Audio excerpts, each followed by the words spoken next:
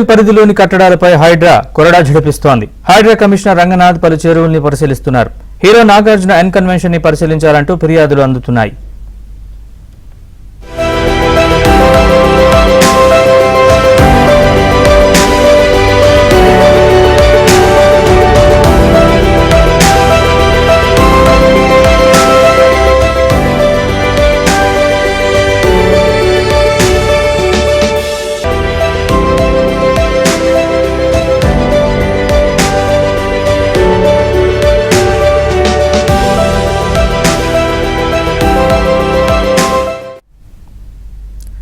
FTL పరిధిలోని కట్టడాలపై హైడ్రా కొరడా ఝడిపిస్తోంది. Hydraa commissioner Ranganath పలు చెరువుల్ని పరిశీలిస్తున్నారు. హీరో నాగార్జునకు చెందిన ఎన్ కన్వెన్షన్ ని పరిశీలించాలంటూ ఫిర్యాదులు అందుతున్నాయి.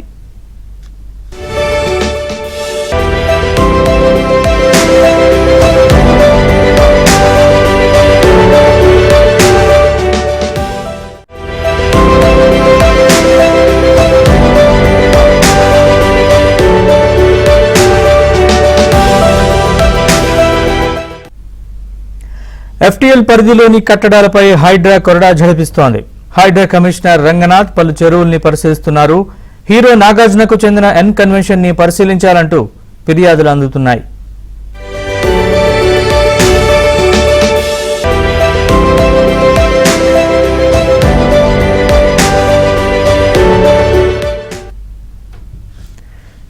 ఫుల్ ట్యాంక్ FTL పరిధిలోని అక్రమ కట్టడాలపై హైడ్రా కొరడా ఝడిపిస్తోంది. ఇదే అంశానికి సంబంధించి మరింత సమాచారం మా ప్రతినిధి నుమాన్ అందిస్తారు. నుమాన్, చెప్పండి పూర్తి వివరాలు.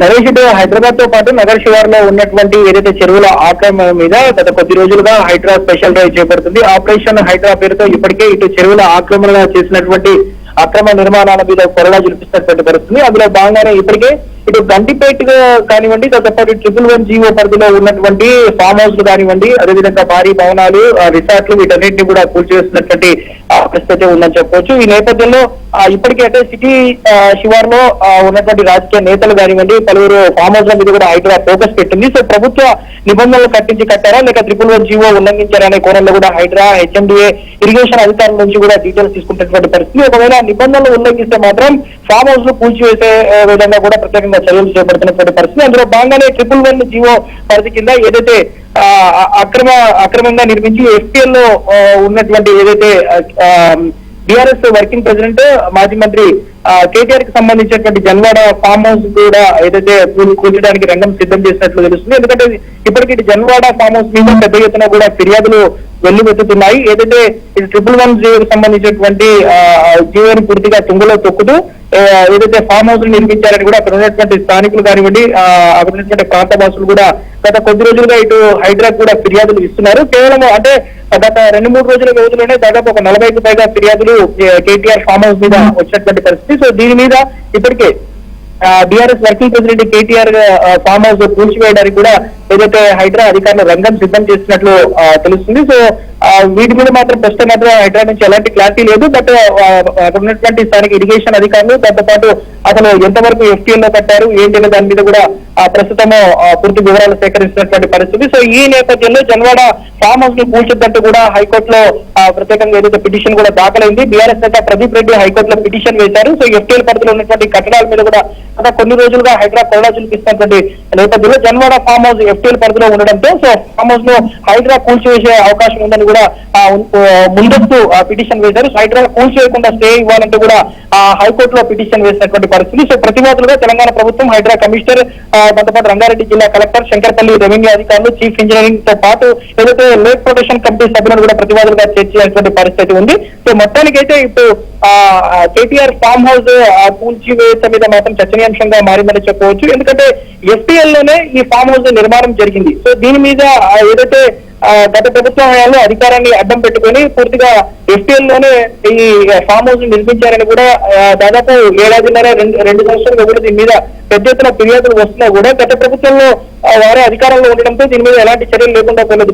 ప్రస్తుతం మాత్రం హైడ్రా ప్రత్యేకంగా చెరువుల ఆక్రమణ మీద దృష్టి పెట్టేటువంటి నేపథ్యంలో సో ఇప్పటికే ఇటు గండిపేటలో ఉన్నటువంటి గండిపేట పరిసర ప్రాంతాల్లో ఉన్నటువంటి ఏదైతే ఇటు ఎఫ్టీఎల్ లో కానివ్వండి బఫర్ జోన్ లో కలిసినటువంటి అనేక రిసార్ట్లను కూడా గత 2-3 రోజులుగా కూల్చివేస్తున్నారు. దాంతోపాటు ఫామ్ హౌస్లను కూడా వనానేతలకు సంబంధించినటువంటి ఫామ్ హౌస్లు, పలువురు వ్యాపారవేత్తలకు సంబంధించినటువంటి ఫామ్ హౌస్లు కూడా కూల్చివేశారు. సో ఎలాంటి నోటీసులు ఇవ్వకుండానే ఏదైతే వారు అక్కడ రంగంలోకి దిగి నేరుగా హైడ్రా కూల్చివేసినటువంటి పరిస్థితి. సో అందులో భాగంగానే కేటీఆర్ కి సంబంధించినటువంటి జన్వాడ ఫామ్ హౌస్ కూడా ఈ త్వరలోనే కూల్చివేసేందుకు ప్రత్యేకంగా రంగం సిద్ధం చేసినట్టు కూడా తెలుస్తుంది. సో ఈ నేపథ్యంలో ఇప్పటికే రంగనాథ్ కూడా అక్కడ ఉన్నటువంటి స్థానిక అధికారులతో ప్రత్యేకంగా పోలీస్ ఫోర్స్ అదేవిధంగా అదనపు బలగాలతో సో ఈ కూల్చివేతలు చేసే విధంగా కూడా ఏదైతే రంగం సిద్ధం చేసినట్లుగా సమాచారం ఉంది. అయితే గత కొద్ది రోజులుగా చెరువుల అక్రమ నిర్మాణాలని హైడ్రా అధికారులు కూల్చేస్తున్నారు. అలాగే చాలా పెద్ద ఎత్తున ఫిర్యాదులు కూడా అందుతున్నాయి. ప్రముఖులకు సంబంధించిన నిర్మాణాలు ఉన్నాయి, లేకపోతే వాళ్ళ ఫామ్ హౌస్లు ఉన్నాయంటూ కూడా హీరో నాగార్జునకి సంబంధించింది కావచ్చు, ఇంకా ఇతరత్ర కావచ్చు. ఇలాంటి వాటి విషయాలు ప్రజల నుంచి అందుతున్న ఫిర్యాదుల నేపథ్యంలో హైడ్రా ఎలా వ్యవహరించే అవకాశం ఉంది, ఎలా ముందుకెళ్లే అవకాశం ఉంది? అయితే నరేష్ ఏదైతే ఇటు కేటీఆర్ కి సంబంధించిన జన్వాడ ఫామ్ హౌస్ కి దాదాపు 2-3 రోజుల రోజులనే ఒక 30కి పైగా ఫిర్యాదులు వస్తాయి. సో నిన్న ఈ రోజు ఏదైతే హీరో నాగార్జునకు సంబంధించినటువంటి ఎన్ కన్వెన్షన్ కి సంబంధించినటువంటి దాని మీద కూడా ఫిర్యాదులు వచ్చాయి. దాదాపు 4-5 స్వచ్ఛంద సంస్థలు, దాంతో పాటు కొంతమంది పర్యావరణవేత్తలు కూడా ఏదైతే ఎన్ కన్వెన్షన్ పూర్తిగా ఎఫ్టీఎల్ లో నిర్మించారు. దాదాపు 3 ఎకరాల 30 గుంటలు ఏదైతే అది ఎఫ్టీఎల్ లోనే ఉంది. సో దాని మీద కూడా చర్యలు తీసుకోవాలంటూ కూడా ఇప్పటికే హైడ్రా కమిషనర్ కి అయితే ఫిర్యాదు చేశారు. సో తమ్మిడి చెరువు ఏదైతే మాదాపూర్ లో ఉన్నటువంటి తమ్మిడి చెరువులో దాదాపు 3 ఎకరాల 30 గుంటలు ఏదైతే ఆక్రమించి ఎన్ కన్వెన్షన్ నిర్మాణం జరిగింది. సో ఈ ఎఫ్టీఎల్ లో నిర్మించినటువంటి ఈ ఎన్ కన్వెన్షన్ కూల్చివేత మీద గత ప్రభుత్వంలో కూడా ఒక చర్చ జరిగింది. తర్వాత మారినటువంటి రాజకీయ పరిస్థితుల దృష్ట్యా ప్రస్తుతం మాత్రం ఏదైతే హైడ్రా పూర్తిగా చెరువుల పరిరక్షణ మీద, ప్రభుత్వ ఆస్తుల పరిరక్షణ మీద దృష్టి పెట్టినటువంటి నేపథ్యంలో చాలా మంది పర్యావరణవేత్తలు కూడా ఇటు ప్రముఖులకు సంబంధించినటువంటి ఫామ్ హౌస్లు కానివ్వండి, వారి కన్వెన్షన్స్ మీద కూడా కొంత ఫిర్యాదులు వస్తున్నాయి. అందులో భాగంగానే ఇటు కేటీఆర్ ఫామ్ హౌస్ తో పాటు నాగార్జునకు సంబంధించినటువంటి ఎన్ కన్వెన్షన్ మీద కూడా హైడ్రాకు ఫిర్యాదులు వస్తున్నాయి. సో ఎవరైనా సరే తప్పకుండా కూల్చివేతలు చేస్తాము. అది బడా నేతలైనా, రాజకీయ నేతలైనా, ప్రముఖులైనా, సినీ రంగానికి సంబంధించిన వారు ఎవరైనా కూడా చెరువుల ఆక్రమణకు పాల్పడితే మాత్రం తప్పకుండా వాటిని పరిరక్షిస్తాము, ప్రభుత్వ ఆస్తులను కాపాడతామంటూ మాత్రం ఇటు హైడ్రా అధికారులు చెప్తారు. అందులో భాగంగానే ఎక్కడ కూడా వెనకడుగు వేయకుండా కొరడా చూపిస్తున్నారు. ఏదైతే ఫిర్యాదులు వచ్చిన వెంటనే దాని మీద ఏదైతే ప్రత్యేకంగా 2-3 రోజుల పాటు ఏదైతే ఫోకస్ పెట్టి వాటి వివరాలన్నీ సేకరిస్తున్నారు. ముఖ్యంగా ఏదైతే ఈ చెరువుల కూల్చివేతకు వెళ్ళేటటువంటి సమయంలో శాటిలైట్ కి సంబంధించినటువంటి సిగ్నల్స్ ద్వారా కానివ్వండి, జీపీఎస్ ద్వారా కూడా ప్రత్యేకంగా ఆ చెరువు గతంలో అంటే 20 సంవత్సరాల క్రితం చెరువు పరిస్థితి ఎలా ఉంది, ప్రస్తుతం ఆ చెరువుల పరిస్థితి ఎలా ఉంది, సో వాటి పూర్తి విస్తీర్ణం ఎలా ఉంది, ఏంటనే ఇలాంటి అంశాలన్నీ కూడా తీసుకున్న తర్వాత ఇరిగేషన్ అధికారుల నుంచి సమగ్ర వివరాలు తీసుకున్న తర్వాతే ఈ కూల్చివేతలు చేస్తున్నారు. అంటే డీటెయిల్డ్ ఒక రిపోర్ట్ తీసుకున్న తర్వాత హైడ్రా దిగుతుంది తప్ప ఎవరి మీద వ్యక్తిగత కక్షతో మాత్రం, ఇతర కారణాలతో మాత్రం హైడ్రా ఇలాంటి చర్యలు తీసుకోలేదంటూ కూడా గత 2 రోజుల క్రితం హైడ్రా కమిషనర్ రంగనాథ్ కూడా వెల్లడించారు. సో అందులో భాగంగా ఫిర్యాదులు వస్తున్నాయి, ఫిర్యాదుల మీద దర్యాప్తు చేస్తున్నాము. దర్యాప్తు చేసిన తర్వాత పూర్తి వాటి వివరాలు సేకరించిన తర్వాత వీటి మీద చర్యలు ఉంటున్నాయంటూ కూడా హైడ్రా అధికారులు చెప్తే అందులో భాగంగా ఇటు కేటీఆర్ ఫామ్ హౌస్ కానివ్వండి, దాంతో పాటు ఇటు ఎన్ కన్వెన్షన్ ఏదైతే హైటెక్ సిటీ నాగార్జునకు సంబంధించిన ఎన్ కన్వెన్షన్ మీద కూడా ఫిర్యాదులు వచ్చాయి. దీని మీద కూడా ప్రస్తుతం అయితే ఫోకస్ పెట్టింది. పూర్తి వివరాలు తీసుకున్న తర్వాత తప్పకుండా చర్యలు ఉంటాయని మాత్రం ఇటు హైడ్రా అధికారులు చెప్తున్నారు. అయితే హైడ్రా ప్రస్తుతము వస్తున్న ఫిర్యాదుల ఆధారంగా హైడ్రా కమిషనర్ కావచ్చు, హైడ్రా అధికారులు కావచ్చు ముందుకెళ్తున్నారా అక్రమ నిర్మాణాల విషయంలో, లేదంటే ఏదైనా యాక్షన్ ప్లాన్ రెడీ చేసుకుని వెళ్తున్నారా? నరేష్ ఏదైతే ఫిర్యాదులు వచ్చిన తర్వాత ఏదైతే వాటి వివరాలన్నీ సేకరిస్తున్నారు. సో గతంలో ఆ చెరువు పరిధి ఏ విధంగా ఉంది, సో ప్రస్తుతం ఏ విధంగా కుచించుకుపోయింది ఏంటి అనేది కూడా వాటి వివరాలు తీసుకుంటున్నారు. చెరువుకు సంబంధించిన మ్యాప్స్ తీసుకుంటున్నారు. శాటిలైట్స్ అంటే దాదాపు 20-30 సంవత్సరాల క్రితం చెరువు పరిస్థితి, ప్రస్తుత పరిస్థితి ఏంటనే దాని మీద కూడా తీసుకుంటున్నారు. ఇరిగేషన్ అధికారులు కూడా వీటి మీద ఇప్పటికే అంటే హైదరాబాద్ నగరంలో దాదాపు ఒక 44 చెరువులు అయితే పూర్తిగా అన్యాక్రాంతం అయిపోయాయి. దాదాపు అంటే ఒక 30-40 ఎకరాల విస్తీర్ణంలో ఉండాల్సినటువంటి చెరువులు కేవలం 10 ఎకరాలు 6 ఎకరాలకు మిగిలిపోయినటువంటి పరిస్థితి. సో వీటి మీద కూడా అంటే దాదాపు ఒక 44 చెరువులకు సంబంధించినటువంటి వివరాలు కూడా హైడ్రా కమిషనర్ రంగనాథ్ తీసుకున్నారు. దాదాపు ఆయన ఛార్జ్ తీసుకున్న మరుసటి రోజు నుంచే ప్రత్యేకంగా వీటి మీద ఫోకస్ పెట్టారు. సో ప్రభుత్వం కూడా వీటి మీద పూర్తిగా సీరియస్ గా ఉండడంతో, ఎందుకంటే ఈ చెరువుల ఆక్రమణ గురి కావడం వల్ల హైదరాబాద్ నగరం ప్రతిసారి కూడా నగరం మునిగిపోతున్నటువంటి పరిస్థితి. సిటీలో చిన్నపాటి వర్షం పడినా కూడా ఎక్కడికక్కడ కూడా నగరం ఎక్కడికక్కడ మునిగిపోతున్నటువంటి పరిస్థితి ఉంది. సో అలాంటిది ఈ సమస్యకు పరిష్కారం దొరకాలంటే తప్పకుండా చెరువుల పరిరక్షణ చేయాలి. చెరువులను మళ్ళీ పూర్వవైభవం తీసుకొచ్చే విధంగా ఆ చెరువుల్లో ఉన్నటువంటి అక్రమ నిర్మాణాలు కూల్చివేస్తే ఈ వరద ముప్పు అనేది హైదరాబాద్ నగరానికి తప్పుతుందనే ఉద్దేశంతో ఇటు ప్రభుత్వము దృఢ సంకల్పంతో వెళ్తుందంటూ కూడా ఇప్పుడు హైడ్రా అధికారులు చెప్తున్నారు. అందులో భాగంగానే వారికి వచ్చినటువంటి ఫిర్యాదులు అంటే కేవలము వారు తీసుకున్న ఫిర్యాదుల మూలంగానే కాదు, దాని మీద ఒక వివరాలు సేకరిస్తున్నారు. సేకరించిన తర్వాత సైట్ విజిట్ కూడా చేస్తారు. సో సైట్ విజిట్ చేసిన తర్వాత అక్కడ స్థానికుల అభిప్రాయము, అక్కడ ఉన్నటువంటి పర్యావరణవేత్తలు, దాంతో పాటు అంతా ఒక డీటెయిల్ రిపోర్ట్ తీసుకున్న ఎగ్జాంపుల్ ఇప్పుడు బతుకమ్మ కుంటలో కూడా ఏదైతే అంబర్పేట బతుకమ్మ కుంట ఏదైతే హైదరాబాద్ జిల్లా పరిధిలో ఉన్నటువంటి అంబర్పేట బతుకమ్మ కుంటలో ప్రస్తుతము హైడ్రా కమిషనర్ రంగనాథ్ అక్కడ ఏదైతే చెరువు ఆక్రమణను పరిశీలించారు. సో వాటి మీద పూర్తిగా అక్కడ ఉన్నటువంటి స్థానిక అధికారులతో పాటు స్థానికులతో కూడా వారి అభిప్రాయాన్ని, వారి వివరాలు కూడా తీసుకుంటారు. సో అంటే వెళ్లే ముందు, కూల్చివేతలకు వెళ్లే ముందు 1-2 సార్లు క్రాస్ చెక్ చేసుకుని పూర్తిగా డీటెయిల్ రిపోర్ట్ ఉన్న తర్వాత హైడ్రా రంగంలోకి దిగుతుంది. సో అందులో భాగంగా ఇప్పుడు కూడా అంబర్పేట ఏదైతే బతుకమ్మకుంట చెరువులో కూడా హైడ్రా అధికారులతో కలిసి రంగనాథ్ పర్యటిస్తున్నారు. సో ఆ ప్రాంతాన్ని అంతా చూసిన తర్వాత వాటి వివరాలు తీసుకున్న తర్వాత వాటి ఫిర్యాదులు కానీ ఇవన్నీ తీసుకొని వాటి మీద చర్యలు తీసుకుంటారు తప్ప వారు ఎలాంటి అంటే కేవలము గతంలో కూడా రంగనాథ్ చెప్పారు, అధికారులు కూడా చెప్తున్నారు. సో ఎవరి మీద వ్యక్తిగత కుట్రతో కానివ్వండి, వారి మీద ఆరోపణలతో కేవలం వెళ్ళట్లేదు. సో పకడ్బందీగా వచ్చినటువంటి డీటెయిల్ రిపోర్ట్ ప్రకారమే మేము ఈ ఫామ్ హౌస్ల మీద కానివ్వండి, రిసార్ట్ల మీద కానివ్వండి, అక్రమ నిర్మాణాల మేము చర్యలు తీసుకుంటున్నామంటూ అధికారులు చెప్తున్నారు. అందులో భాగంగానే డీటెయిల్ రిపోర్ట్ తోనే ఏదైతే ప్రస్తుతం హైడ్రా రంగంలోకి దిగుతున్నటువంటి పరిస్థితి ఉందని చెప్పు. నుమాన్, అయితే కొంతమంది విషయంలో మీరు ఇందాక చెప్తున్నారు నోటీసులు ఇవ్వట్లేదు, నేరుగా కూల్చివేతలకే వెళ్ళిపోతున్నారని. ఇట్లాంటి విషయంలో వాళ్ళు కోర్టుకు వెళ్ళే అవకాశం ఉంది, దీని కోర్టులో సవాల్ చేసే అవకాశం ఉంది. ఉదాహరణకి జన్వాడ కేటీఆర్కి సంబంధించిన ఫామ్ హౌస్ విషయంలో ఇప్పటికే బీఆర్ఎస్ కోర్టుకు వెళ్ళింది. ఇట్లాంటి వాటిని హైడ్రా ఎలా ఎదుర్కోనుంది? అలాగే హైడ్రా చర్యలకు సంబంధించి పర్యావరణవేత్తలు కావచ్చు, హైదరాబాద్ లో కొంతమంది పర్యావరణ ప్రేమికులు ఏమంటున్నారు? వాళ్ళు చెరువుల భద్రతకు సంబంధించి వాళ్ళ అభిప్రాయం ఎలా ఉంది? హైడ్రా తీసుకున్నటువంటి నిర్ణయాలతో మాత్రం ఇటు పర్యావరణ వేత్తల నుంచి మాత్రం మంచి మద్దతు లభిస్తుంది. అన్ని వర్గాల ప్రజల నుంచి కూడా మద్దతు లభిస్తుంది. ముఖ్యంగా హైదరాబాద్ నగర వాసుల నుంచి, ప్రతిసారి ముంపుకు గురవుతున్నటువంటి ప్రాంత వాసుల అందరి నుంచి కూడా మద్దతు లభిస్తుంది. ఎందుకంటే ఒక చక్కటి నిర్ణయం హైడ్రా తీసుకుంటుంది. సో ఏదైతే హైదరాబాద్ నగరం ముంపుకు గురి కాకుండా ప్రభుత్వ ఆస్తులు, ప్రభుత్వ చెరువులు ఏదైతే అన్యాక్రాంతం అవ్వకుండా హైడ్రా తీసుకుంటుంది, వీటి మీద మాత్రం సర్వత్రా హర్షం వ్యక్తం అవుతుంది.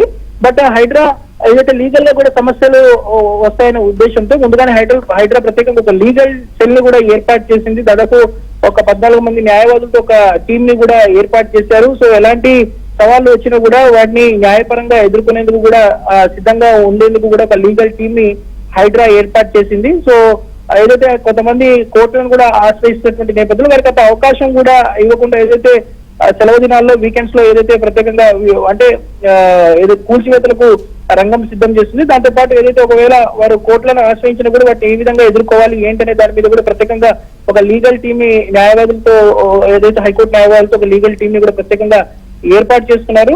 అంటే ఎలాంటి న్యాయపరంగా ఎలాంటి ఎదిరించినా కూడా ఎదుర్కొనే. ఒకసారి మీరు హోల్డ్ లో ఉండండి. హైడ్రాకి సంబంధించి మనతో మాట్లాడడానికి టీపీఎస్సీసీ నేత అద్దంకి దయాకర్ గారు మనతో పాటు ఫోన్ లైన్ అందుబాటులో ఉన్నారు. దయాకర్ గారు నమస్కారం. దయాకర్ గారు నమస్కారం. Good morning. దయాకర్ గారు, హైడ్రా చాలా దూకుడుగా వ్యవహరిస్తుంది అక్రమ నిర్మాణాల విషయంలో. సో అలాగే కేటీఆర్ ఫామ్ హౌస్ కి సంబంధించి కూడా అలాగే వ్యవహరించే అవకాశం ఉందా? ఇతరత్ర ప్రముఖుల వాళ్ళకి ఆస్తులకు సంబంధించి, వాళ్ళ అక్రమ నిర్మాణాలకు సంబంధించి హైడ్రా పైన ఒత్తిడి కూడా ఉన్నట్లుగా ఉంది. సో ఎట్లా వ్యవహరించబోతుంది హైడ్రా? హైడ్రా డెఫినెట్ గా అక్రమ కట్టడాల మీద కూల్చివేతలు చేస్తుంది. ఎందుకంటే ఎవరైతే అవినీతి అక్రమాలకు పాల్పడి ఎవరైతే ఈ చెరువు శిఖాలకు సంబంధించి కానీ అంటే FTL పరిధిలో ఉండే వాటిని ఎవరైతే కబ్జా చేయాలనుకుంటారో వాళ్ళ పట్ల అది ఉక్కుపాదమే మోపుతుంది. సో ఆ పరిస్థితుల్ని తెచ్చుకోకుండా ఉండాలంటే వాళ్ళు ఖాళీ చేసి పోవడమే మంచిది. ఎందుకంటే అవి ప్రభుత్వ స్థలాలు కదా, ఈ ప్రజల ఆస్తులు కదా. ఇలా వరదలు వస్తున్నాయి హైదరాబాద్ కని అంటే దేనికి కారణం? అంటే చెరువులు, వాటి యొక్క స్థలాలు కబ్జా చేసుకున్న వ్యక్తుల వల్లని ఆ నీరు కాస్త చెరువులోకి రాకుండా ఇళ్లలోకి వస్తున్న పరిస్థితి ఉంది. కాబట్టి అక్రమ కట్టడాల పట్ల హైడ్రా ఒక రకంగా గోడ్ జిల్లా టైపే ఉంటుంది. అది దాన్ని ఎవరేం చేయలేరు. ఎందుకంటే వాళ్ళ భూములు కాదు, వాళ్ళ ఆస్తులు కావు, కోట్ల రూపాయలు ప్రజల ధనమే కదా. అది ప్రజల ధనాన్ని తీసుకోవడం, ప్రజల ఇండ్లను ముంచడం, ఇది కూడా రెండు రకాలుగా నష్టాలు జరుగుతాయి. కాబట్టి ప్రభుత్వం తీసుకున్న నిర్ణయాన్ని అందరూ హర్షిస్తున్నారు. ఎవరైతే పేదలు ఉంటారో వాళ్ళకి సంబంధించిన అంశంలో ఆల్టర్నేట్ ప్రత్యామ్నాయాలను కూడా చూస్తాం డెఫినెట్ గా. ఎందుకంటే అవి తెలియక కట్టుకున్నాయి, తెలియక కొన్నవి ఉంటాయి కొన్ని. అట్లాంటి వారి పట్ల చూసి వెళ్తుంది. కానీ కంప్లీట్ కమర్షియల్ గా బడా నాయకులు రాజకీయ పలుకుబడిని వాడుకోను, లేకపోతే డబ్బు పలుకుబడిని వాడుకోను ఎవరైతే అక్రమ కట్టడాలను పెడతారో వాటి పట్ల మాత్రం ఉక్కుపాదన ఉంటుంది. దయాకర్ గారు, ఈ నాలాలకు సంబంధించి చాలా చోట్ల నాలాలు కబ్జాలకు గురైన మనం వర్షాకాలంలో మనకి ప్రధాన సమస్యగా ఉంది నగరంలో. సో ఈ నాలా కబ్జాలకు సంబంధించి ఎట్లాంటి ప్లాన్ ఉంది హైడ్రా దగ్గర? లేకపోతే ఇప్పుడు ఎలా అయితే FTL కి సంబంధించి అక్రమ నిర్మాణాలు కూల్చేస్తున్నారో తర్వాత నాలాల వైపు దృష్టి పెడతారా? ఎలా ఉండే అవకాశం ఉంది? ఇప్పుడు నాలాల విషయంలో గత ప్రభుత్వం కూడా కొంత ముందుకు పోయింది, మళ్ళీ ఆగింది. నాలాలు కబ్జా చేయడం అనేది ఒక ఎత్తు. నాలాల్లో గతం నుంచి పూర్వం నుంచి కొంతమంది పేదలు కూడా నాలాల్లో ఇల్లు కట్టుకున్నారు. దానివల్ల ఇబ్బందులు కూడా అవుతున్నాయి, ఆరోగ్య సమస్యలు కూడా వస్తున్నాయి.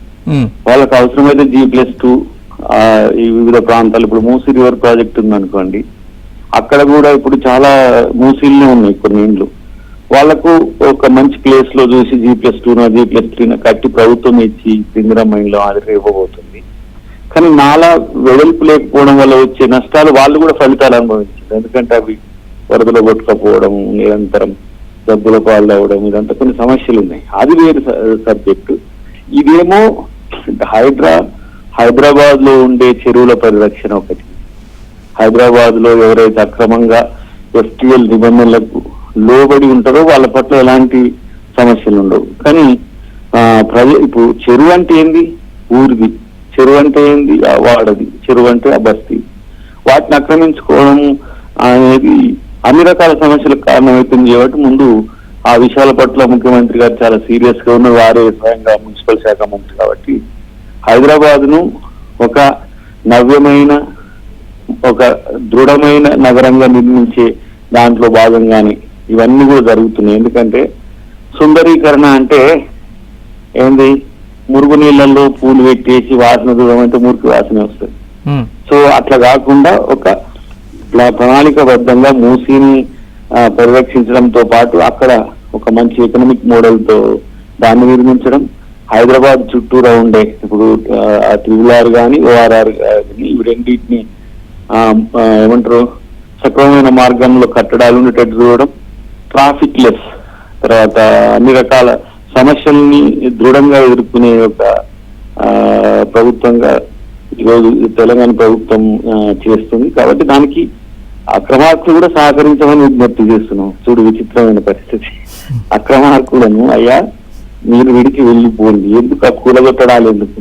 అదేదో పబ్లిక్ డిస్ట్రక్షన్ లెక్క కనబడుతుంటది. ఏదైనా చూస్తే ఆయన అంత మంచిగా ఇల్లు కట్టుకుంటూ చూసినా వచ్చి అదేదో అఖిలాల లెక్క వచ్చి కొట్టేస్తున్నది అని చెప్పి అనుకుంటారు జనం. అది కాదు, అది ప్రజల సొమ్ము. ప్రజల సొమ్మును ఉచితంగా పొందాలనుకోవడమే నేరం. అది చెరువులో ఇట్లాంటి వాటిలను ఇంకా ప్రకృతిని దెబ్బతీయడం. ప్రకృతి వల్ల ఏమవుతుంది? నగరంలోనే బోట్లు వేసుకోవాల్సిన స్థితి వస్తుంది.